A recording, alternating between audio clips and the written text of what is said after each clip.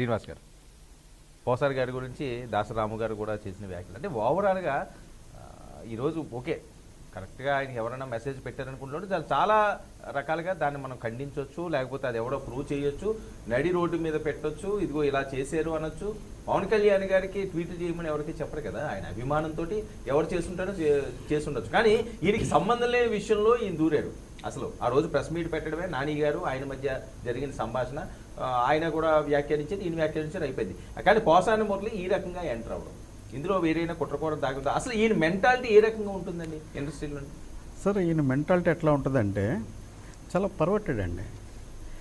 నేను చాలా గొప్ప, నేను చాలా చదువుకున్నాను, ఒక అహంభావి, నా దగ్గర ఎవరైనా చాలా ఇది. మెయిన్ ఏంటంటే సార్ ఈయనకి దగ్గర పనిచేసిన త్రివిక్రమ్ శ్రీనివాస్ గారు డైరెక్టర్ ఈరోజు ఇండస్ట్రీలో టాప్లో ఉన్నారండి. అసూయ, ద్వేషం, ఇంకేంటంటే అవన్నీ నిలువెత్తు రూపమే ఈ పోసాని కృష్ణమురళి అండి. ఇంకో విషయం చెప్తానండి, పవన్ కళ్యాణ్ గారు ఏదైతే వాయిస్ ఇచ్చారో అది ఇండస్ట్రీ మంచి కోసం ఇచ్చారండి. ఆయన ఒక హీరో 40 కోట్లో లేదంటే 10 కోట్లో తీసుకుని ఆయన హ్యాపీగా ఆయన సినిమా అయితే థియేటర్లో రిలీజ్ అవుద్ది, లేదంటే ఓటీటీలో రిలీజ్ అవుద్దండి.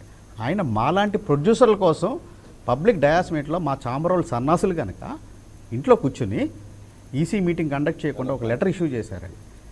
ఆయనకు వాయిస్ ఉంది కనుక అరే నా ఇండస్ట్రీ నా వల్ల చాలామంది బతుకుతారు, ఇండస్ట్రీ కలకలాడుతూ ఉండాలని ఒక మంచి ఉద్దేశంతో ఒక డిస్ట్రిబ్యూటర్ కోసం, ఒక ఎగ్జిబ్యూటర్ కోసం, ఒక ప్రొడ్యూసర్ కోసం అరే ఆన్లైన్ టికెట్ వల్ల ఈ ప్రాబ్లం ఉంటుందని క్లియర్గా చెప్తే ఆ పార్ట్ వదిలేసి వ్యక్తిగత దూషణ చేయటం అన్నది కేవలం సైకాలజికల్గా పవన్ కళ్యాణ్ తక్కువ చేసి మార్కెట్లో చూపడం ఏకైక లక్ష్యం.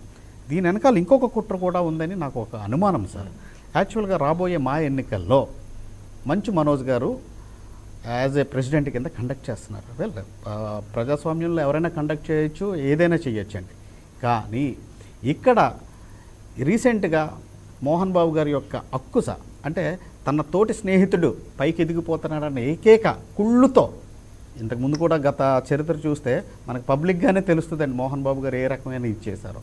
అటువంటి కుట్ర చేసి దానికి ఒక పక్కన వైసీపీ సపోర్ట్, ఇంకో పక్కన తెర వెనుకన కొన్ని తొడల కొట్టే కుటుంబాల సపోర్ట్తో ఆయన డెఫినెట్గా ఈయన్ని ఎలాగైనా పెద్ద ఆయన్ని డీగ్రేడ్ చేయాలంటే పవన్ కళ్యాణ్ గారి మీద ఇచ్చారు.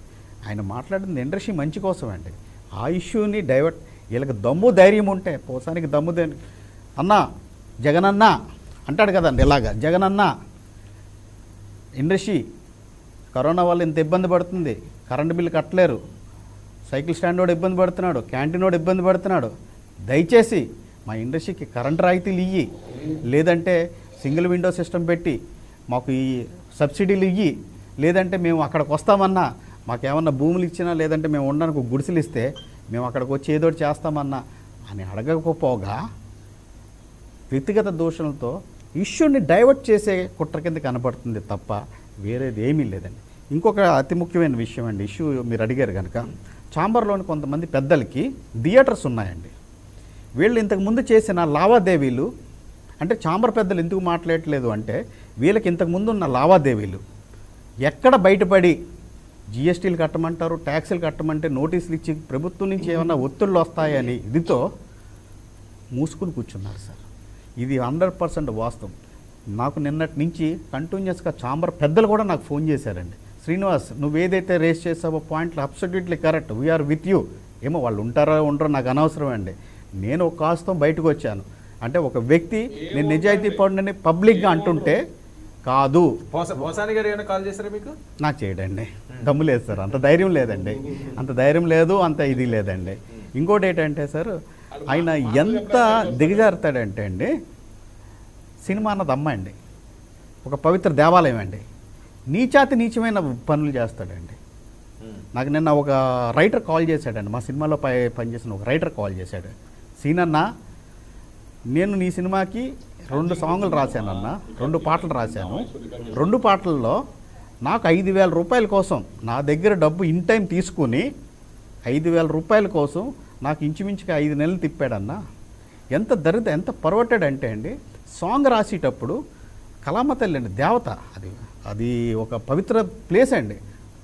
ఒక అమ్మాయిని ఒళ్ళో కూర్చోబెట్టుకుని అమ్మాయి తల్లి ఎదురుగుండా నువ్వు పాట పాడరా అనే పరిస్థితిలో ఉన్న వ్యక్తి అండి. వాడు అమ్మాయిల కోసం మాట్లాడుతున్నాడండి. బ్రోకర్ గాడు, వాడు లోఫర్ గాడండి.